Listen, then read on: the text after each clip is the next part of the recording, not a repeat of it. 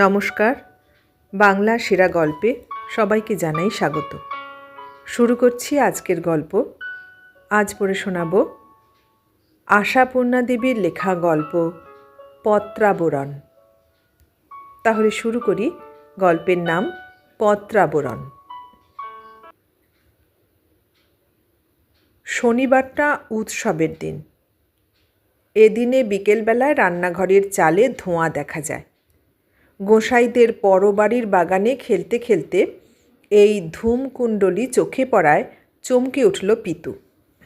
আরে, আজ শনিবার! সকালে ঠাকুমা বলেছিল বটে, মনেই নেই। হাতের ধুলো ঝেড়ে পিতু বলে, আর খেলবো না ভাই, বাড়ি যাই। সঙ্গিনী লাবণ্য মিনতি বচনে বলে ওঠে, এক্ষুনি যাস নে ভাই, নক্ষিটি, আর একদান খেলে যা।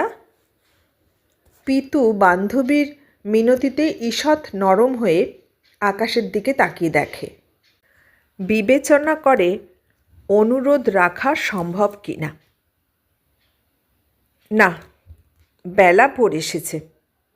কে জানে আকাশ কখন চারদিকে সোনা ঢেলে দিয়েছে। না রে না, আজ বাবা আসবে, যাই ভাই। লাবি ঠোঁট উল্টে বলে, বাবা আসবে বলে অমন করিস কেন রে? একলা তোরই বাবা আসবে নাকি? আমারও তো আজ বাবা আসবে। আমি তোর মতন অমন ছুটছি? পিতু বোধ করি এ প্রশ্নের উত্তর খুঁজে না পেয়ে বিপন্নভাবে বলে, তোর বাবা যে বুড়ো। এই অসভ্য মেয়ে! লাবু চোখ পাকিয়ে বলে, আমার বাবাকে বুড়ো বললি? এই বুদ্ধি হচ্ছে? বাবা না তোর জ্যাঠামশাই হয়? বস, তোর মাকে বলে দিচ্ছি গিয়ে। যদিও লাবু এবং পিতু অভিন্ন হৃদয়া, তবু কেউ কারো অপরাধ অগ্রাহ্য করতে রাজি নয়। অবশ্য জ্যাঠামশাই জাতীয় ব্যক্তিকে বুড়ো বলা অপরাধের মধ্যে গণ্য কিনা এ নিয়ে তর্ক তোলে না পিতু। ম্লান মুখে বলে, বলে দিসনি ভাই, তোর দুটি পায়ে পড়ছি। দোষ হয় জানি না, পাকা চুল দেখি তাই। বলে দিবি না তো? ক্ষমাময়ী লাবি আশ্বাসের সুরে বলে, আচ্ছা বেশ, বলে দেব না। তার বদলে আর একদান খেল। বড্ড দেরি হয়ে গেছে যে রে। বাবা আসবার আগে মুখ হাত ধুয়ে ফর্সা জামা পরে নিতে হবে তো। লাবি হেসে উঠে বলে, বাব্বা বাব্বা, বাবা যেন আর কারুর থাকে না, একলা তোরই আছে। বাবা আসবে খেলবো না, বাবা আসবে সাজবো, বাবা কি কুটুম? পিতু এবং লাবুর মধ্যে বয়সের তারতম্য না থাকলেও বলাই বাহুল্য বুদ্ধির তারতম্য আছে। পিতু বান্ধবীর উপহাস বাক্যে বিব্রত হয়ে গিয়ে বলে বসে, বাহ, কুটুম হবে কেন? ছেঁড়া জামা পরে থাকলে যে বাবা বুঝতে পারবে আমরা গরিব। এরপরও লাবুর হাস্যের ফোয়ারা নিষ্ক্রিয় থাকবে এমন আশা করা চলে না। অদম্য হাসির ফোয়ারায় বান্ধবীকে প্রায় নাকানি চোবানি খাইয়ে লাবি হাঁপাতে হাঁপাতে বলে, উহ বাবা, কি নেকি রে তুই! তোরা গরিব আর তোর বাবা বুঝি খুব বড় লোক? তোর বাবা গরিব বলেই তো তোরাও গরিব। পিতু আরক্ত মুখে বলে, ইস, কখনো বাবা গরিব নয়। দেখিস গিয়ে কি ফর্সা জামা, কত জিনিস আনে। লাবি মুচকি হেসে সুরে সুর মিলিয়ে বলে, তোর মায়ের গায়ে কত গয়না। লাবির বয়স ৮, তাতে কিছু এসে যায় না।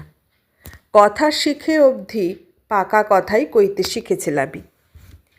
মা পিসিমার অসতর্কতায় এমন অনেক মেয়েই শেখে। গয়নার কথায় পিতুর পরাজয়। ও অভিমান ভরে বলে, বেশ বেশ, আমরা গরিব, হলো তো? ও বাবা, মেয়ের আবার রাগ হলো। আচ্ছা বাবা, ঘাট মানছি। কাল খেলতে আসবি তো? এলে যে মা বকে। রবিবারে পিতু মাঠে ঘাটে ঘুরে বেড়ায়, এ পিতুর মা পছন্দ করে না। সে কথা লাবির জানা, তাই এই প্রশ্ন। অবশ্য উত্তরটাও জানা ছিল লাবির, তাই সঙ্গে সঙ্গেই বলে, ওই তো মুশকিলের গোড়া, রবিবার এলেই যেন হাড় জ্বলে যায় আমার। পিতু বিস্ফারিত চক্ষে বলে, রবিবার এলে হাড় জ্বলে যায়? বাবা এলে ভালো লাগে না তোর? না, মোটেই না। এসে আমায় কি রাজা করে দেয় শুনি? এসে তো খালি মার সঙ্গে গপ্প করে আর তাসের আড্ডায় ছোটে। আমার লাভের মধ্যে খালি বকুনি। দেখবে কি বকবে, কলকাতায় থাকে তাই রক্ষে। আমার বাবা বকে না। হৃত গৌরব ফিরে পায় পিতু। লাবি বান্ধবীর পিতৃগর্বে আঘাত হানে না, গম্ভীরভাবে বলে, হ্যাঁ, পঙ্কজ কাকা লোক ভালো। যা বাবা, তুই বাড়ি যা, শেষে আবার মার কাছে মুখ নাড়া খাবি। 8 বছরের লাবি বর্ষি অসির ভঙ্গিতে নিজের পথ দেখে। অবিশ্বাসের কিছু নেই। বালিকা বলে যাদের অগ্রাহ্য করা হয়, অনেক সময় তাদের সম্মেলন সভায় কান পাতলেই এ চৈতন্য সঞ্চার হয়।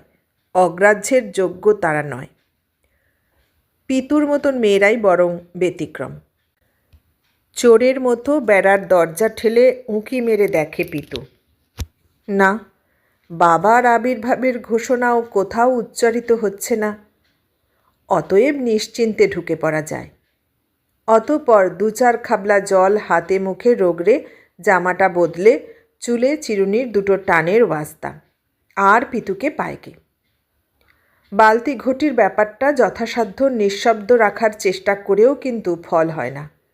জলে ঘটি ডোবানোর ছোট্ট শব্দটুকুও রান্নাঘরে অবস্থিত মানুষটির কান এড়ায় না। পিতু! ভৎসনার সুর বাজে ঘর থেকে। খেলা ফুরোচ্ছিল না বুঝি? চট করে মুখ ধুয়ে নাও, চৌকির ওপর জামা আছে। যাক, অল্পের ওপর দিয়ে গেছে। কৃতজ্ঞ পিতু এক মুহূর্তে করণীয় কর্তব্য সেরে রান্নাঘরের দরজায় দাঁড়িয়ে হাসি হাসি মুখে বলে, আজ কী রাঁধবে গো ঠাকুমা? ঠাকুমা মুখ তুলে সহাস্যে উত্তর দেন, তুই বল, তোরই তো বেটা আসছে। ধ্যাত! ঘরে ঢুকে উবু হয়ে বসে পিতু। বিস্ময় বিস্ফারিত চোখে বলে, কচুরি করছো মা? কচুরি করার কারণটা মধুর লজ্জার। মনোরমার মুখে একটু চাপা হাসি খেলে যায়। উত্তর ঠাকুমাই দেন, হ্যাঁ রে, তোর বাবা যে কচুরি খেতে বড্ড ভালোবাসে। অবশ্যই ওদের মেশে কত কায়দা, খাওয়ার অভাব কিচ্ছু নেই। তবু ঘরের জিনিস বলে কথা, রোজের রোজ একটু করে তেল জমিয়ে। মনোরমা মৃদু কণ্ঠে প্রতিবাদের সুরে বলে, থাক মা ওসব কথা, ছেলে মানুষ বলে টলে ফেলবে। ঠাকুমা অপ্রতিভ অবস্থা ঢাকতে তাড়াতাড়ি বলেন, পিতু আমার তেমন মেয়ে নয়, খুব বুঝদার আছে। কি বলিস পিতু? পিতু সলজ্জ হাসি হাসে। মনোরমা বলে, ভাজা তো হচ্ছে, তোর ভাগের 2খানা খেয়ে নে। রসনায় জল সঞ্চার হয়। তবু দুর্দমনীয় বাসনা দমন করে পিতু তাচ্ছিল্য ভরে বলে, এখন খিদে পায়নি, বাবার সঙ্গে খাবো। সঙ্গে তো খাবি, সামনে বসে হ্যাংলার মতো হাত চাটবি তো? মনোরমা হাসে। না, পিতুর সেই একদিনের অসতর্কতার কাহিনী কেউ আর ভুলে যেতে রাজি নয়। পিতু আরক্ত মুখে বলে, ইস, রোজ যেন তাই করি, সে তো শুধু একদিন। মনোরমা হাসির সঙ্গে বলে, আর আজ কি করবি? বলবি, কচুরি কী জিনিস ঠাকুমা? ও কী রকম খেতে ঠাকুমা? তাই তো? ঠাকুমা বিপন্ন নাতনিকে রক্ষা করেন। কৃত্রিম ভৎসনার সুরে বউকে বলেন, তোমার খালি ওকে খ্যাপানোর তাল, ও আমার তেমনি বোকা নাকি? কি বলবি রে পিতু? পিতু পৃষ্ঠবলের ভরসায় সোৎসাহে বলে, কি বলবো? বলবো, কচুরি তো পেরাই খাই, ঠাকুমা নিত্যি করে। কচুরি খেয়ে খেয়ে আমাদের অরুচি ধরে গেছে বাবা, তুমি ভালো করে খাও। মনোরমা হেসে ফেলে বলে, অত কথা বলতে হবে না তোকে, রক্ষে কর। সামনে বসে হাত পাত না চাইলেই হলো। পিতু লুব্ধ দৃষ্টিতে এদিক ওদিক তাকায়। আজকের এই উৎসবের সুবর্ণ সুযোগে অপ্রত্যাশিত কোনো ভোজ্যবস্তু চোখে পড়ে যায় কিনা। এরকম পড়ে মাঝে মাঝে, যেমন সেদিন পড়ে গিয়েছিল। নারকোলের মালার মধ্যে একটি নারকোল কোড়া। পিতু চায়নি, শুধু প্রশ্ন করেছিল, ওটা কি ঠাকুমা? তাতেই ঠাকুমা এতটা তুলে নিয়ে পিতুর হাতে দিয়ে দিয়েছিলেন। না, নারকোল কোড়া আজ নেই। একটা বাটিতে কতক ছোলা ভেজে দেখতে পাওয়া যাচ্ছে মাত্র, যা কাঁচা খাওয়া চলে। ছোলা ভিজে কি হবে ঠাকুমা? মনোরমা তিরস্কারের সুরে বলে, কি আবার হবে, রান্না হবে। খিদে পেয়েছে, খা না বাপু। ঠাকুমা নাতনিকে বোঝেন।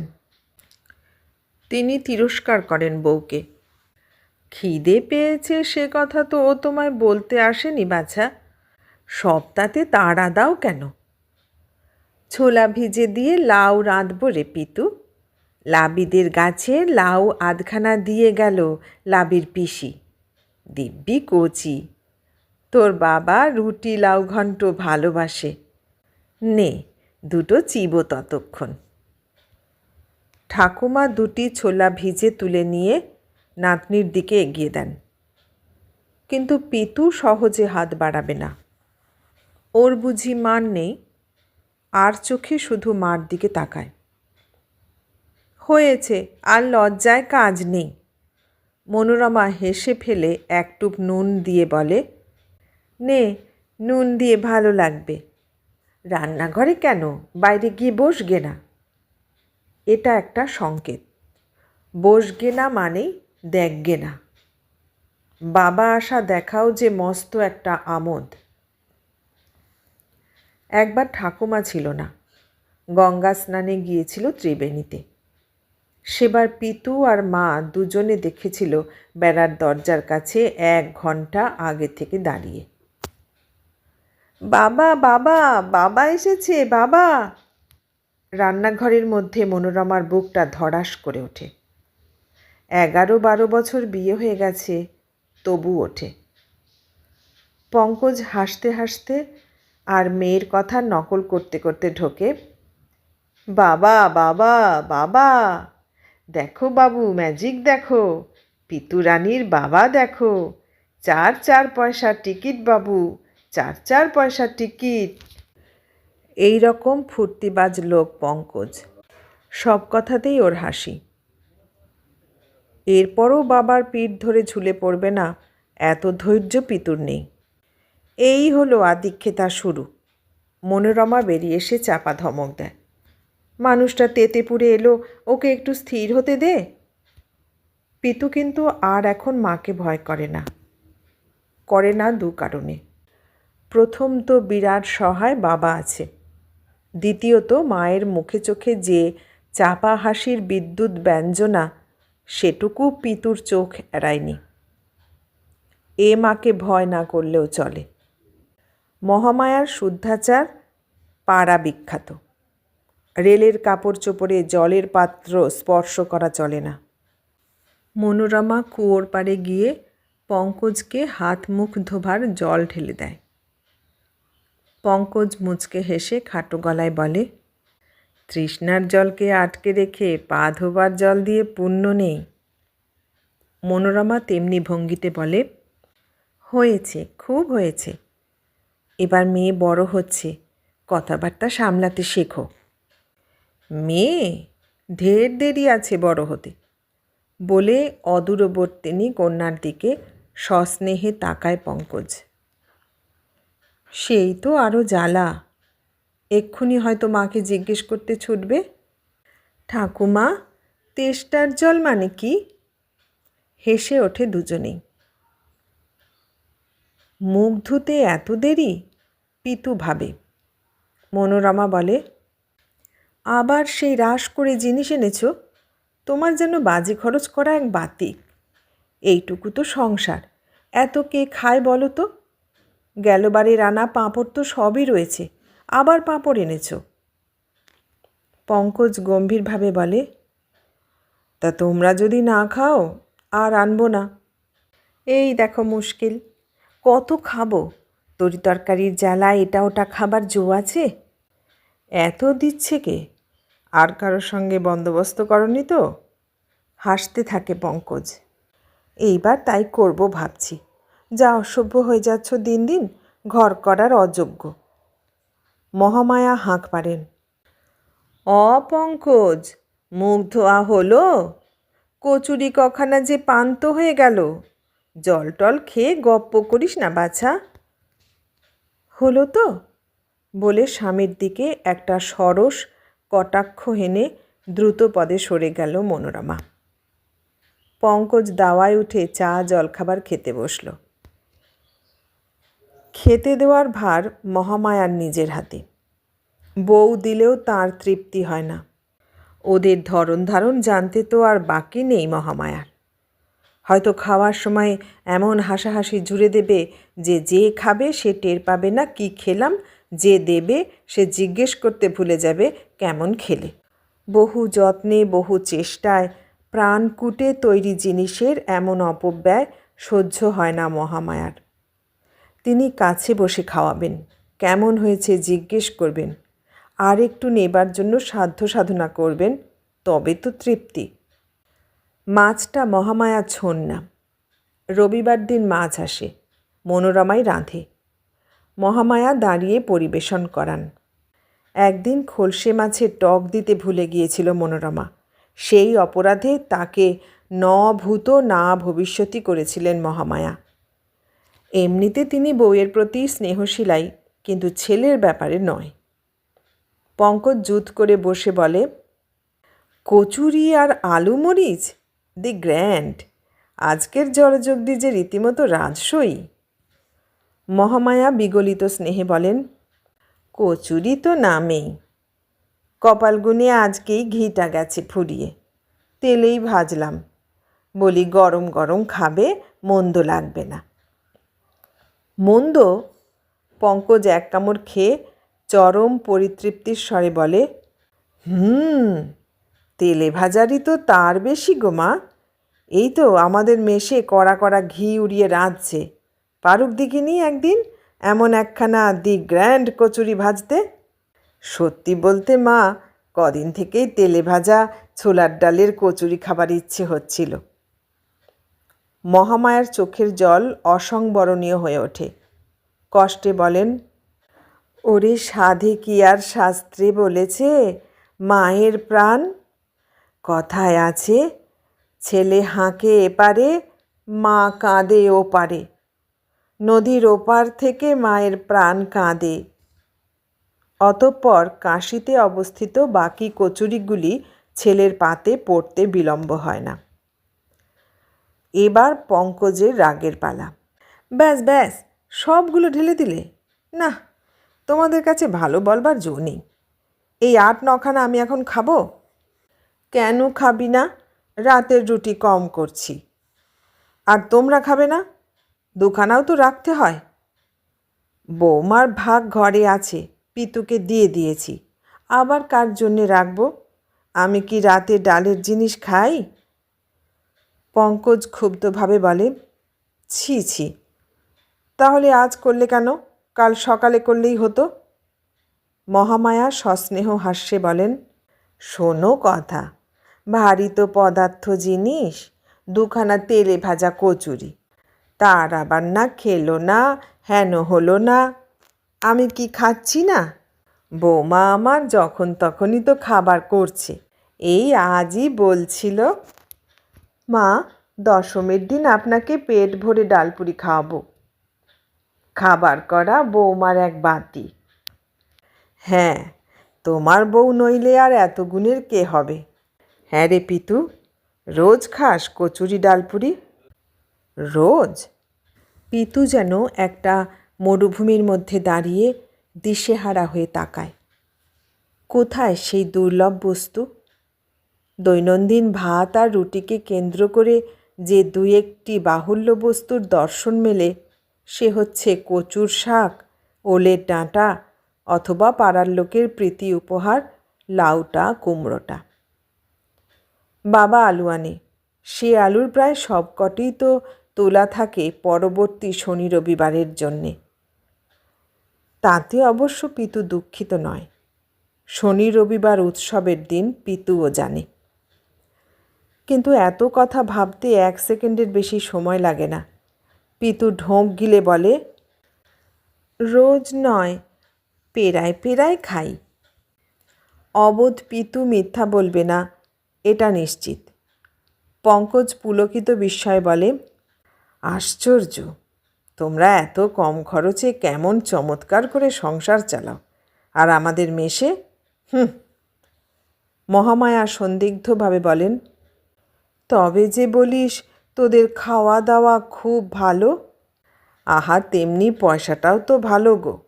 তোমাদের 3 জনের যা খরচ, না হয় আমার একারই তাই খরচ। 60 তা হোক, পুরুষ বেটা ছেলে, মাথার ঘাম পায়ে ফেলে রোজগার করতে হয়, তার একটু দরকার বই কি। পিতু মহোৎসাহে বলে, এখানে যে সব জিনিস সস্তা বাবা, তোমাদের কলকাতার মতো তো না। আমরা কত খাই। ঠাকুমা তো নিত্যি পায়েস রাঁধে, তোমার জন্য আমার মন কেমন করে। কাল আবার রাঁধবে ঠাকুমা? মহামায়া ভাঁড়ারের চিনির কথা স্মরণ করে ইতস্তত করে বলেন, দেখি গয়লা মুখ পোড়া যদি ভালো দুধ দেয় তবেই, জল ঢালা দুধ হলে করছি না। পঙ্কজ গেলাসের জলটা সব শেষ করে চায়ের পেয়ালাটা টেনে নিয়ে বলে, খুব জল ঢালে বুঝি? নিছক গোয়ালার নিন্দে করতে মহামায়ার বোধ করি বিবেকে একটু বাধে, কারণ গোয়ালাটা অবিবেকী নয়, তার কাছে নানা বর্ণের দুধ মেলে। মহামায়া যদি টাকায় 2.5 দুধের খদ্দের হন, দুধের রং নীল না হয়ে উপায় কোথা। ছেলের কথাকে তাই এড়িয়ে গিয়ে মহামায়া বলেন, বাড়তি নিতে চাইলেই ঢালবে, সব তো খদ্দের ঘর বাঁধা, 1 ছটাক দুধ পড়তে পায় না। কি দেশের কি অবস্থাই হয়েছে। অতঃপর প্রসঙ্গের পরিবর্তন ঘটে। দেশের পুরনো দিনের আলোচনা চলে, যে আলোচনায় বর্তমানহীন ভবিষ্যৎহীন হতাশ জীবনের সবচেয়ে আনন্দ।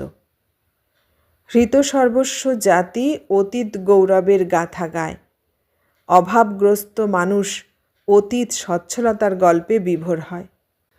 পিতু, পান নিয়ে যা। ঘর থেকে মনোরমার ডাক আসে। দুখিলি পান মেয়ের হাতে দিয়ে মনোরমা চাপা ভৎসনা সুরে বলে, পায়েস টায়েস অত কথা বানাতে কে বলেছে তোমায়? পিতু অপরাধীভাবে মাথা হেঁট করে। মা ঠাকুমা দুজনকেই বাবার সামনে শূন্যে প্রাসাদ নির্মাণ করতে দেখে ও ভাবে, এ বুঝি ভারী এক মজার খেলা। মনোরমাও অবশ্য মিথ্যাচারের জন্য মেয়েকে বেশি তিরস্কারের জোর পায় না, তাই ক্ষমার সুরে বলে, আচ্ছা যাও, পানটা দাও গে, বেশি আজে বাজে কথা বলো না। পড়া দেখে নাও গে না একটু, লেখাপড়া শিখতে হবে না?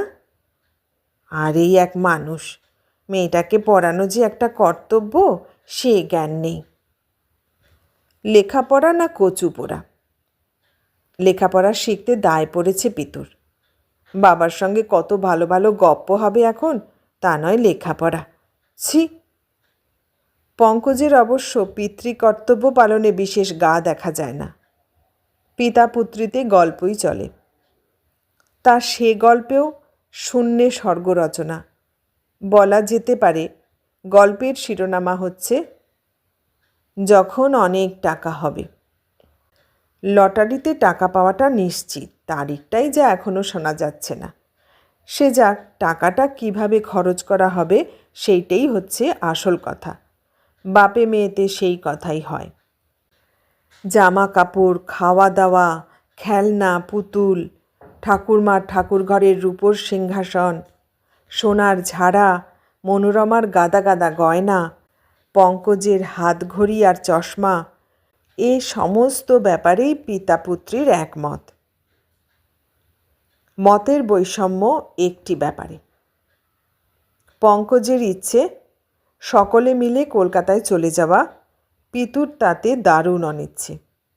এই বাড়ি, এই গ্রাম, লাবি আর অন্যান্য সঙ্গী সাথীরা গোসাইদের পোড়োবাড়ির ইটের স্তূপ সরিয়ে অতি কষ্টে তৈরি খেলাঘর, উঠোনের আমড়া গাছের ডালে বাঁধা দোলনা, এই সমস্ত ছেড়ে চলে যাওয়ার কথা ভাবতেই পারে না পিতু।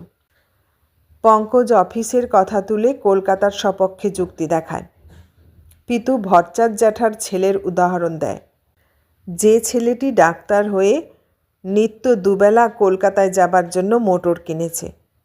যখন অনেক টাকা হবে তখন গাড়ি কিনতেই বা বাধা কী?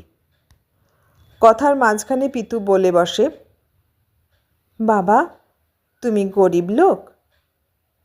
পঙ্কজ মুহূর্তের জন্য থতমত খায়, পরক্ষণেই হা হা করে হেসে উঠে বলে, কে বলেছে এ কথা? বাবার হাসিতে পিতু বুকে বল পায়, তাই অগ্রাহ্যের সুরে বলে, আবার কে? ওই লাবি। লাবি না হাবি?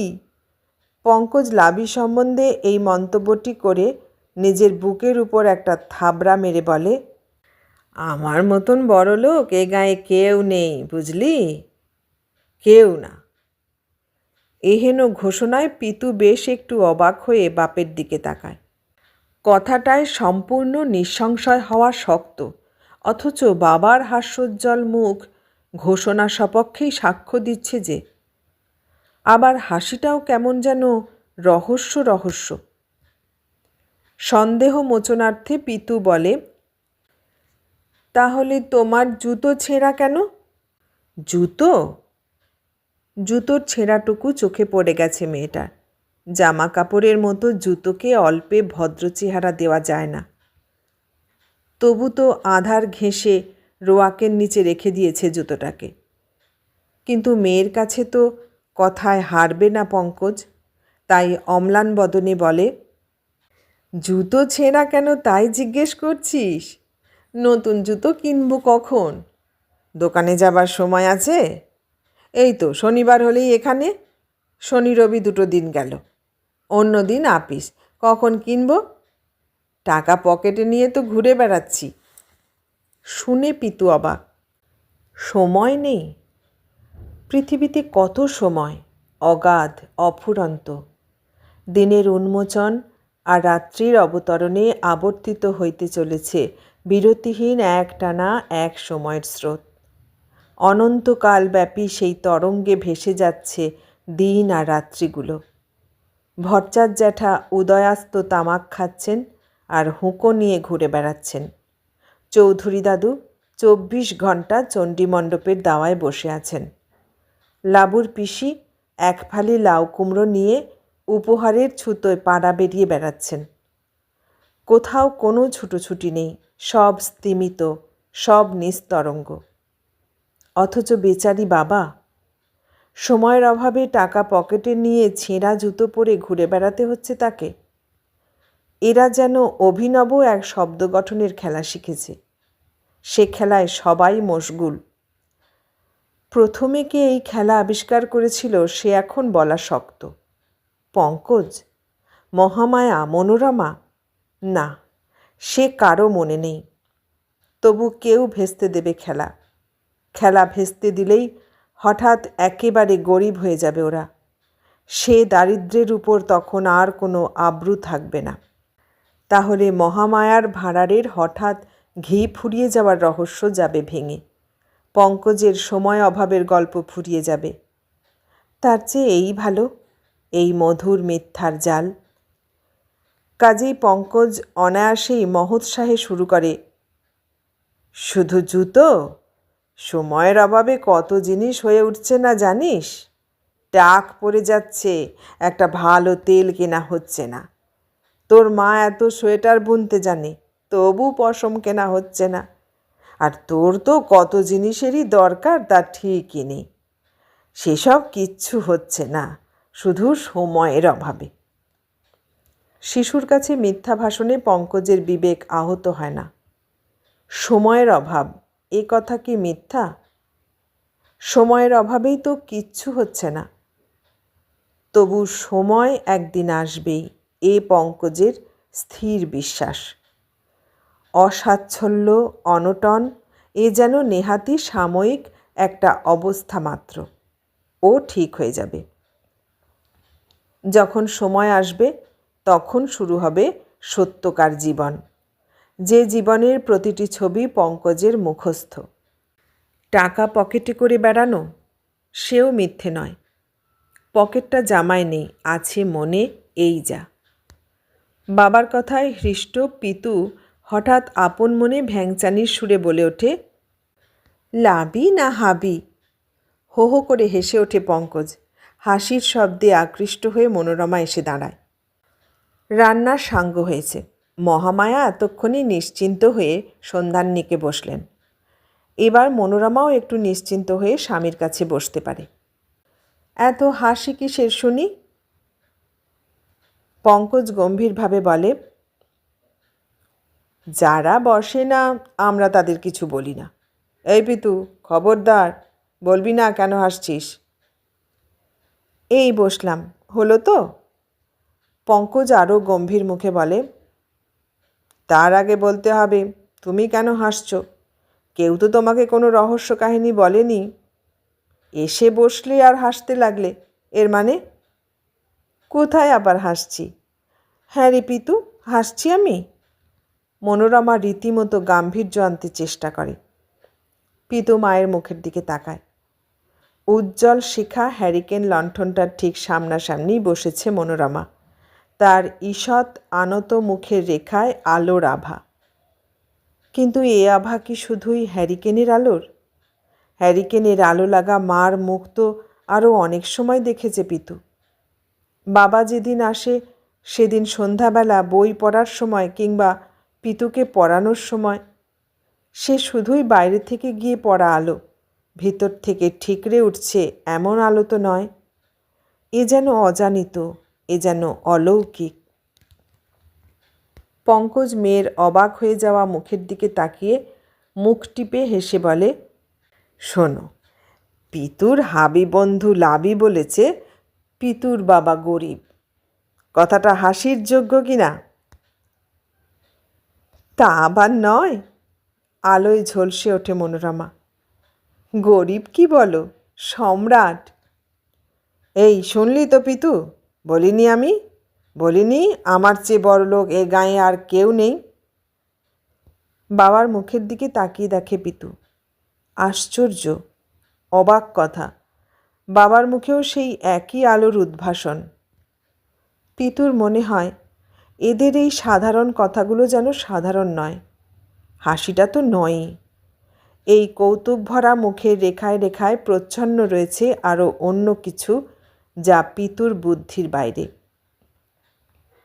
তবু কি অপূর্ব, কি সুন্দর! আনন্দে হঠাৎ চোখে জল এসে যায় পিতুর। এখন যদি লাবিকে ডেকে এনে দেখাতে পারত। এখন দেখলে পিতুর মার গায়ে গয়না নেই বলে ঠাট্টা করবার সাধ্য হতো লাবির। গয়না আছে কিনা মনে পড়ত। এতক্ষণ শুনলেন আশাপূর্ণা দেবীর লেখা গল্প পত্রাবরণ। কেমন লাগলো গল্পটা? ভালো লাগলে লাইক, কমেন্ট, শেয়ার করবেন। আর নতুন বন্ধু হলে সাবস্ক্রাইব করার অনুরোধ রইল। সবাইকে অনেক ধন্যবাদ জানিয়ে আজ এখানেই শেষ করলাম।